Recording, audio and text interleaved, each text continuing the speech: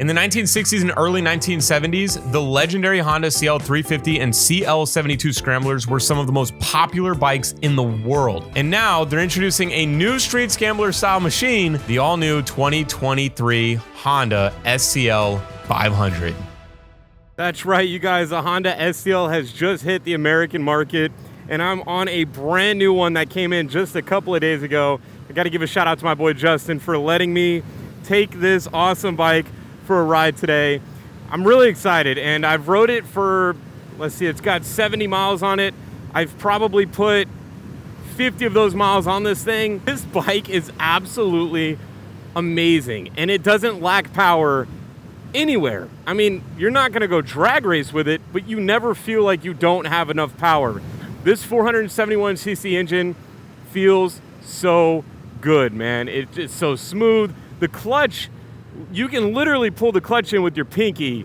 It's such a smooth clutch. I don't know if they have a easy pull clutch already put somewhere in there, the little adapter, but I've never felt a clutch so light before other than the Honda Grom. So if you're worried about having to pull a big heavy clutch, maybe you have arthritis in your hands or something like that, this bike is not a heavy clutch at all.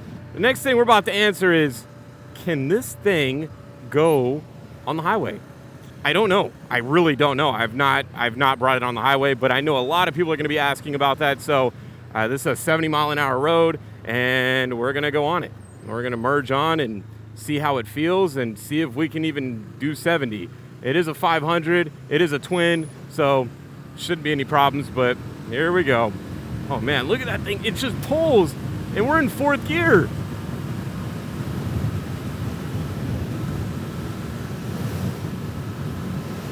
So I will say, you guys can probably hear, but at 70 miles an hour, the wind beats the crap out of you with no windshield.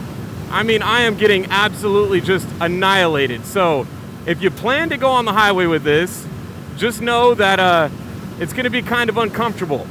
It's not going to feel the greatest, but you can see it still has a lot of pull left in it at 70. You can probably get up to about 80 miles an hour. Now, cruising speed, I think 65 to 70 is where you're going to be cruising at. So if you plan any long road trips, just know you're probably not going to be keeping up with the crazy traffic, especially if you're in Florida, where everybody goes 47 miles an hour over the speed limit, even in school zones. But you guys can see 65, 70 miles an hour, this bike is good all day long. There's no vibration.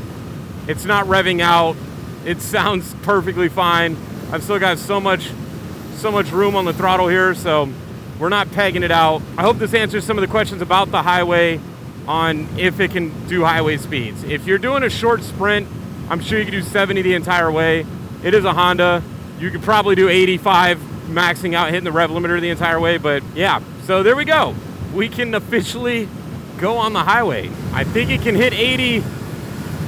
We got up to 77. And it started screaming, so I think this thing's top speed probably is somewhere around 85, 90 miles an hour if you're really pushing it. But it doesn't need to be pushed like that. This bike is not something you want to go out and just be an idiot on, man. It's so much fun just to ride it because it's so vintage. It feels vintage. It's the scrambler look. It's the scrambler feel. And it's so comfortable, which is the next thing I want to talk about, which is the seat. How comfortable is the seat? How comfortable is the riding position? Now, I'm about 6'1", 190 some odd pounds. So for me, my arms are so long that I can get on just about anything and sit upright, aside from like a Ninja. A Ninja might be the only thing that I don't really sit upright on.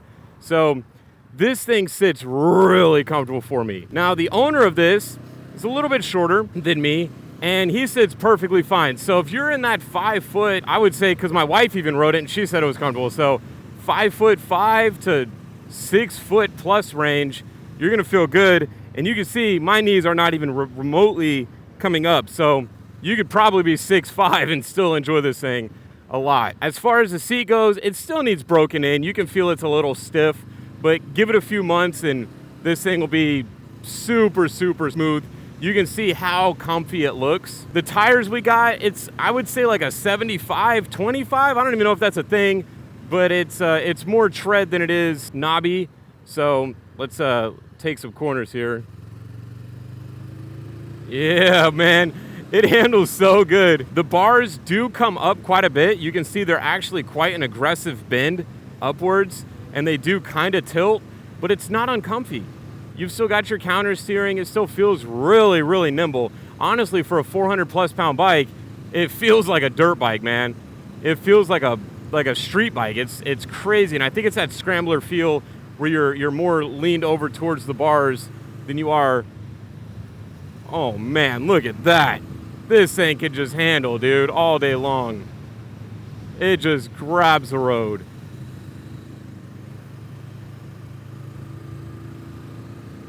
We are on half a tank after that highway ride. We're at about 80 miles right now. So I'm guessing you're gonna get probably, if you're doing 55 miles an hour, 55, 60, you're probably gonna get 200 miles to a trip, which leads us to our next thing, the fuel capacity. This thing has 3.2 gallons of fuel capacity, which is quite a bit. It's actually quite a nice large tank. You're not gonna be filling up all the time, unless you're on the highway and you're burning up that fuel like crazy. All right, time to talk about power that comes out of this 471cc Honda engine. This thing produces 45 horsepower and 36 foot-pounds of torque, which it's actually pretty snotty. It really is. It's not a, you're not gonna torque wheelie it, but I guarantee you, if I owned this bike, I would have this thing at 12 o'clock within a day, all right? But it is, it's got plenty of pickup, it's got plenty of passing power, and that 46 horsepower, 36 foot-pounds of torque is obviously gonna be pretty down low on this bike. I'm sure if you wanted to, you could probably drop some teeth in the back and get a little bit more highway speed out of this thing, but I really don't see the point why. It's not really a highway bike. It's more of a back road bike. So that's my honest opinion on the power. I think the power is great. Power delivery is amazing. I mean, we're in 5th gear and you can easily pull up to 45 miles an hour with no problem. This thing does weigh in at 419 pounds with a full tank. So I think you could probably bite a lot of that off by taking that massive, massive exhaust that they put on here off. I think the cat and the exhaust are all in one pipe. So the muffler, the cat, and the rest of the exhaust is all in one pipe. So that's why it's so stinking heavy. You could probably get this down to a 300-pound bike by taking that exhaust off and putting a lightweight shorty on there or something like that. But I don't really know how they sound. They're pretty loud. I heard one at the dealer when we were there buying this one, and it was actually pretty stinking loud. So, all right, next question. Is this a beginner's bike? Any bike can be a learning bike if the person riding the bike is willing to be coached or told, you know, what to do. You can throw somebody on anything.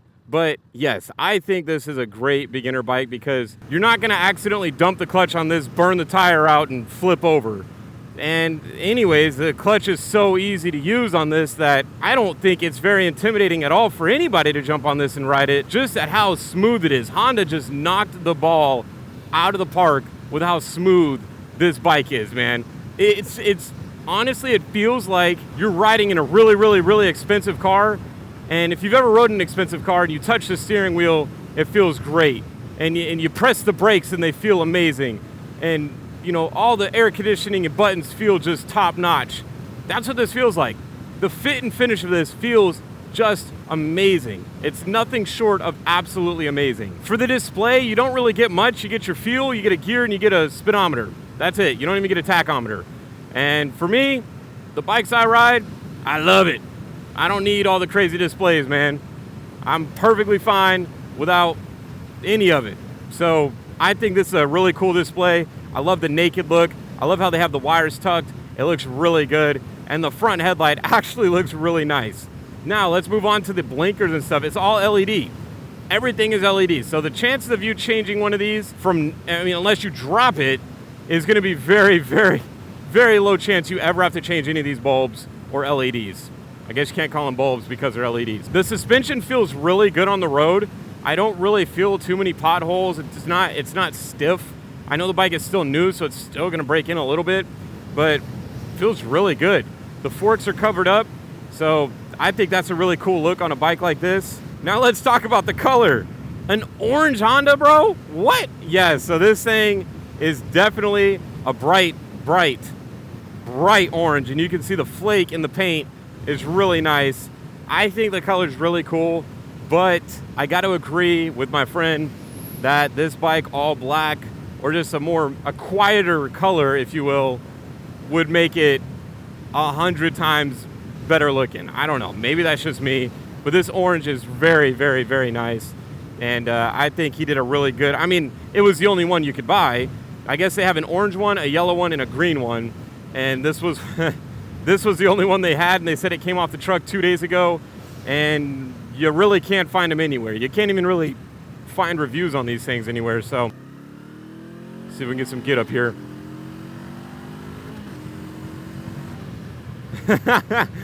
It definitely has plenty of get up, man, that's for sure. You don't feel any vibration in the seat or anything. Unless you're really revving it out, then you start feeling some vibration. But it feels so smooth, man. The power delivery is so linear. There's not a big torque curve. There's not a big horsepower curve. It's just linear, man. It's so awesome. I think that this bike was designed for this, bro. I don't think it was meant for the highway. I don't think it was meant for the interstate. It was meant for this. This type of riding is the riding that this bike was designed for. It just feels so good. It feels so natural. The cornering is just superb, man. It feels so good to go around corners. You've got plenty of power to go into the corner if you want to really get dicey in there and rip out of a corner. It's got all of that up to about 65, 70 miles an hour, and then you start to drop off. But when you're out here, you don't need to be going 75 miles an hour, man. This is the back road. This is what scramblers were designed for, dude. This is what having fun on a bike is like. Having fun on a bike is not going in a straight line at 75 miles an hour for an hour and a half, man. It's about twisties. It's about going around the corners, dude.